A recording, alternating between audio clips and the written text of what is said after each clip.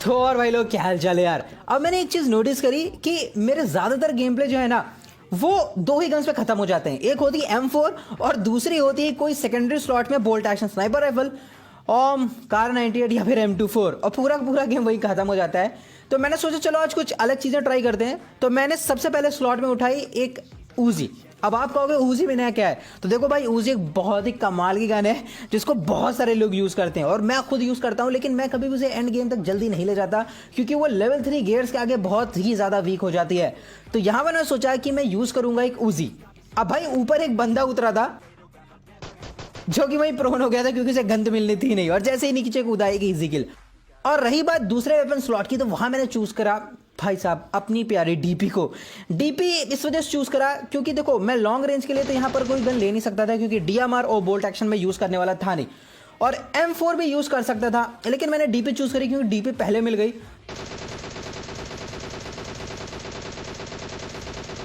क्या आ गए मैंने। अब मैं ये तो नहीं कह सकता कि डीपी से मैं लॉन्ग रेंज में आर्म से लड़ सकता हूं, लेकिन हाँ मिड रेंज में काफी अच्छे से डोमिनेट कर सकता हूं।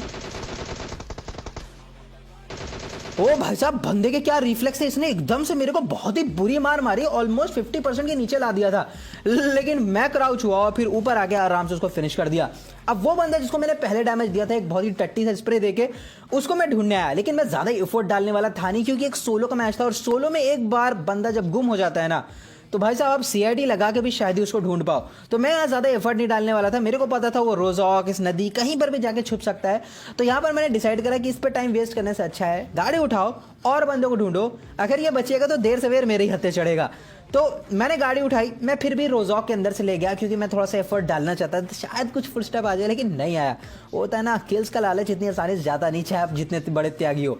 फिलहाल जो भी हो, यहाँ पर मैं डिसाइड करा कि मैं अपार्टमेंट चेक करूंगा क्योंकि वहां बहुत बंदे मिलते हैं, लेकिन स्कूल से ही फायर हो गया। अब पहले मेरे को फुटस्टेप आया था और उसके बाद फायर आया, तो यहां पर कंफर्म हो गया कि एक बंदा है जिसने मेरे प्रेजेंस के ऊपर रिस्पांस दिया था। तो अब क्वेश्चन ये था कि मैं उसके ऊपर पुश कैसे करूं, क्योंकि मेरे को अब ये आइडिया नहीं था कि वो एग्जैक्टली कहां पर है, वो उसी साइड रुका हुआ है या भाग के वो इस साइड आया मेरे को टेक डाउन करने। ये बात मेरे को पता नहीं थी क्योंकि इतनी दूर से कोई फुटस्टेप नहीं आते, ना ही उसने कोई गन फायर करा था उसके बाद। तो यहाँ पर मेरे को थोड़ा रिस्क लेना था, तो मैं यहाँ पर ओपन में आया, थोड़ी फट रही थी, वो कहीं भी हो सकता, छत से खिड़की से कहीं से मार सकता था, लेकिन किस्मत अच्छी थी कि वो अभी यहां तक नहीं आया था।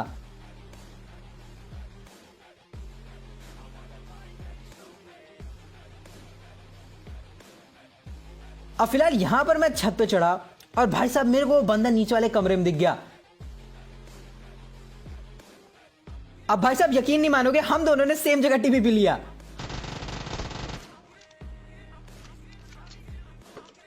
अब यहां जरा ध्यान से देखना क्योंकि आपको एक कतई प्रो लेवल का लेजेंड बंदा दिखने वाला है, लेकिन उससे पहले मैं आपको बताना चाहूंगा एक कमाल के एप्लीकेशन के बारे में जिसका नाम है 1xBet। ये एक स्पोर्ट प्रेडिक्शन एप्लीकेशन है जिसमें आप स्पोर्ट्स को लेकर प्रेडिक्शन कर सकते हो। जो आपके जो फेवरेट स्पोर्ट्स होते हैं जैसे क्रिकेट हो गया, हॉकी हो गया, फुटबॉल हो गया, वॉलीबॉल हो गया, इनके गेम्स को लेकर आप प्रेडिक्शन कर सकते हो, और अगर आपके प्रेडिक्शन सही साबित होते हैं तो आपके थ्रू आप ढेर सारे पैसे कमा सकते हो। फिलहाल जो भी हो, बंदा मेरे को यहां पर दिखा और भाई साहब देखो ये है मजबूर कैटेगरी। ये मजबूर है लेकिन आप नहीं। अब भाई साहब मैं डेफिनेटली कह सकता हूं कि ये बंदा अपने स्ट्रगलिंग डेज में है, और ये जब ओवर होंगे तब इस भाई के पास भी कमाल का डिवाइस, कमाल का हेडफोन और कमाल का नेट होगा, तब ये भी उस बंदे को ऐसे ही ट्रोल करेगा जैसे मैंने इसको करा। फिलहाल जो भी हो, सामने की तरफ से गंदा फायर हुआ था और मेरे को ये लग रहा था कि वो छत के ऊपर होगा, लेकिन सही बता रहा हूँ यार, PUBG के साउंड पे बिल्कुल भरोसा मत करा करो।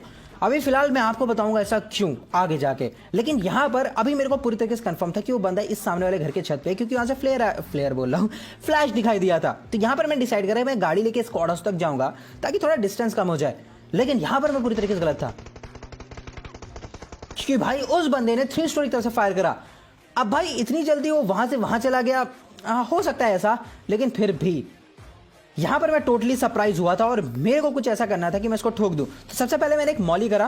देखो मॉली करने के पीछे ये रीजन नहीं था कि वो बंदा मर जाए, बल्कि अगर वो डरता भी है तो भी मेरे लिए एडवांटेज है, और प्लस मॉली यहां पर गिरा था तो TP नहीं ले सकता था, TPP नहीं ले सकता था, और ये बहुत खतरनाक जगह थी। फिलहाल जो भी हो, मेरे को कंफर्म हो गया था वो बंदा कहां है, और भाई साहब मैंने एक नेड करा, एक ईजी किल, एक बहुत ही ईजी किल। भाई सोलो खेलते हो तो नेट्स का बहुत यूज करा करो, खास करके ट्री की जगह पर बाउंसिंग का यूज करो नेट के, बहुत हेल्प मिलेगी। फिलहाल यहां पर मैं आपको एक और कमाल की चीज बताता हूं। देखो भाई सोलो में लोग जाल बिछा के बैठे रहते हैं, और कभी भी आप पोजिंग से निकलो, आपको शांति दिखे लेकिन बीच में गाड़ी दिखे तो फौरन गाड़ी को पिक मत करना, थोड़ा वेट करना, जैसे कि मैंने यहां पर करा। मैंने गाड़ी की स्पीड स्लो करी थी गाड़ी लेने के लिए, लेकिन फिर मेरे को लगा यार कि क्या पता कोई घात लगा के बैठा हो, क्योंकि मैंने यहाँ पर बहुत घात लगाया और बहुत बंदों को मारा है, तो मेरे को पता है कि यहाँ पर दिक्कत होती है। तो भाई साहब मेरे को पता था यहाँ पर बंदा हो सकता है, और वैसा ही हुआ, बंदे ने फायर करा। अब क्योंकि मेरे को पता था बंदे की पोजीशन कहाँ है, क्योंकि उसने फायर करके खुद ही रिवील कर दी थी, अब बस मेरे को उसके ऊपर पुश करना था। लेकिन मैंने बताया था ना कि पबजी के साउंड के कभी भरोसा मत करो भाई, साउंड कतई मेस्ड अप है। मेरे को ऐसा सुनाई दिया बंदा इसी बिल्डिंग के बाहर बैठा हुआ है, और मैंने सिर्फ साउंड सेंस के ऊपर फायर करा था, बंदा यहाँ बिल्कुल भी नहीं था। तो यहाँ पर या तो मेरे सुनने से गलती हुई थी या फिर जो भी, लेकिन फिर यहाँ पर मेरे को ऐसा लगा कि बंदे ने नेट बालकनी से खींचा है। बालकनी बोला मैं, ओ भाई बंदा बालकनी में नहीं था, बल्कि बालकनी के नीचे था बंदा। भाई साउंड सेंस खत्म हो चुका है, मतलब या तो मैं समझ नहीं पा रहा हूँ पबजी के साउंड्स, या तो मेरे को गलत साउंड्स आ रहे हैं, साउंड आ रहे हैं। ओ मेरे भाई मैं क्यों गलत बोल रहा हूँ इतना। फिलहाल जो भी है, मैं अभी डरा हुआ था, तो मैंने एक नेट फिर भी बालकनी में करा, क्योंकि मेरे को ना पबजी भरोसा था ना अपने आप पे। और भाई साहब बालकनी में कोई नहीं था, साउंड इधर उधर से आया था। फिलहाल जो भी हो, अब गाड़ी तक जाने का रास्ता क्लियर हो चुका था। अब फिलहाल मैं गाड़ी लेके आगे आया था कि मेरे को एक छोटी सी गाड़ी दूर से जाती हुई दिखाई दी, तो मैंने उसका पीछा करा और फाइनली मैंने उस गाड़ी को देख ही लिया। लेकिन इससे पहले मैं उस गाड़ी तक पहुंचता, वो कंपाउंड में पहुंच गई थी, और कंपाउंड की छत पे ऑलरेडी एक बंदा बैठा हुआ था। अब भाई साहब ये बंदे बहुत खतरनाक होते हैं जो कंपाउंड की छत पे चढ़े रहते हैं, लेकिन प्रॉब्लम यह थी कि इस कंपाउंड में 3 बंदे थे, एक गाड़ी से जो आया था, एक मैं और एक छत पे। अब गाड़ी वाला सामने रुका हुआ था, तो मैंने कोशिश करी एक नेट डालने की। अब मैं नेट यहां से खड़े होकर पिक करके फेंकता तो डेफिनेटली वहां गिरता, लेकिन खतरा यह था कि वो बंदा अगर उस टाइम पिक करता तो मेरे को मार देता। तो मैं थोड़ा दूर से ही नेट फेंका और नेट वहां तक पहुंचा नहीं। तो यहां पर मैंने डिसाइड ये करा कि मैं फोकस छत वाले के ऊपर करूंगा, इस साइड से, तो मेरे को खतरा नहीं होगा सामने वाली साइड से।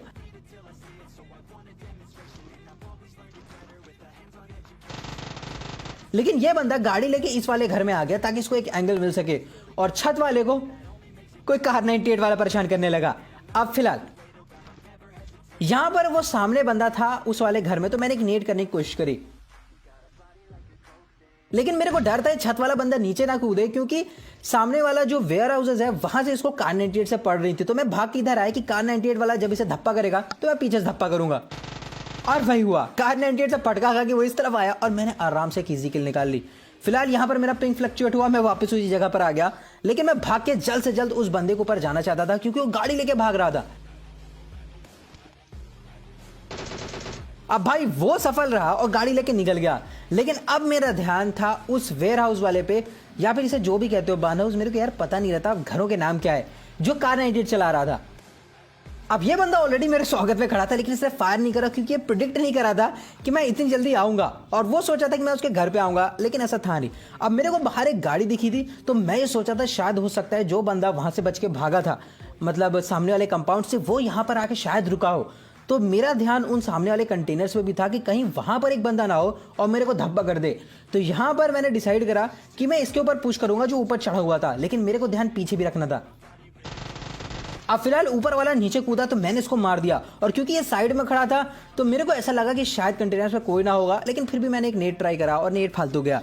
अब फिलहाल मुझे इसे लूटना था, लेकिन मैं बिल्कुल भी खतरा नहीं चल रहा था, क्योंकि भाई सोलो में कौन कहाँ हो बिल्कुल भरोसा नहीं है। तो मैंने एक स्मोक करा और फिर डब्बे को लूटा, और भाई साहब कतई डब्बे में गजब की लूट थी, एक फ्लेयर गन भी मिल गई। अब भाई साहब फ्लेयर गन और फ्लेयर का एमो दोनों मिल गया था, तो जोन देखा मैंने, जोन बहुत ही खुले में बन रहा था, तो मैंने प्रीफर करा कि मैं लेवल 3 हेलमेट, लेवल 3 वेस्ट की जगह एक बीआरडीएम मंगा लूँ, तो मेरे पास एक चलता फिरता कवर होगा जो कि मेरे को ओपन में बहुत ज़्यादा हेल्प करेगा। तो मैंने बीआरडीएम मंगाया, लेकिन जोन इतनी दूर था कि भाई साहब इस स्लो पो ऑन द गो को आने में यहाँ तक बहुत देर लग गई। फिलहाल जो भी मैं जैसे ही आया, सामने फायर हो रहा था।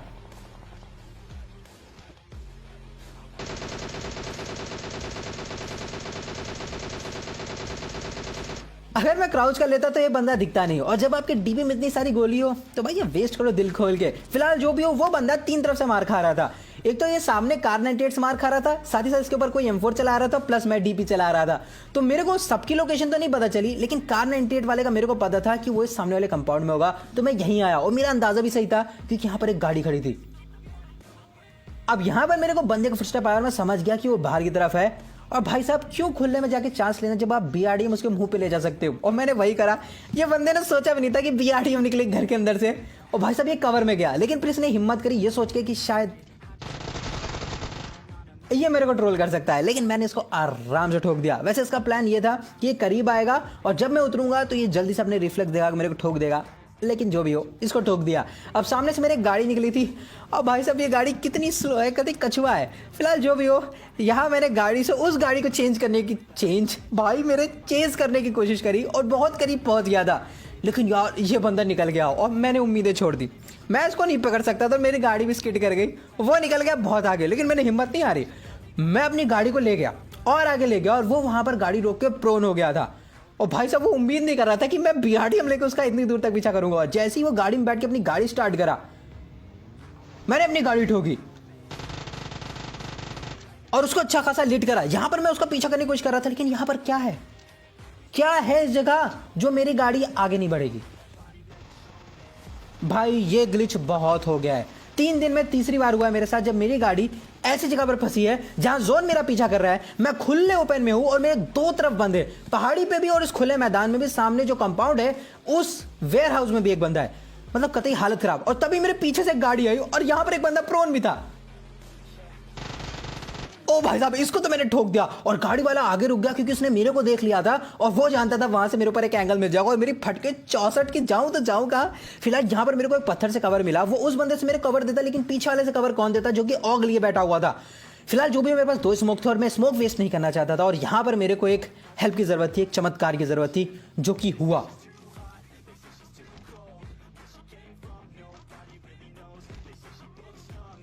भाई उस गाड़ी वाले को किसी ने ऑन टेक दी, तो भैया एक साइड से तो मेरे को हेल्प हो गई, लेकिन अभी भी पहाड़ के ऊपर ऑग लिए बंदा बचा हुआ था। जो भी हो यहां पर मैं पहुंचा, मेरे को बूस्टर लगाने का टाइम मिल गया। अब मेरे को 2 तरफ से फोकस करना था, सामने वाले घर पे और उस पहाड़ी पे जिसके पास ऑग थी। ऑग वाला भी खतरनाक था और सामने घर वाला क्योंकि उसके पास ऑम थी, तो भैया मामला बहुत नाजुक था यहां पर। अब फिलहाल यहां पर घर वाले ने मेरे से पंगा लेने की सोची और भैया हम भी पीछे हटने वाले नहीं थे, हमने भी पंगे लिए, वो भी खुले में।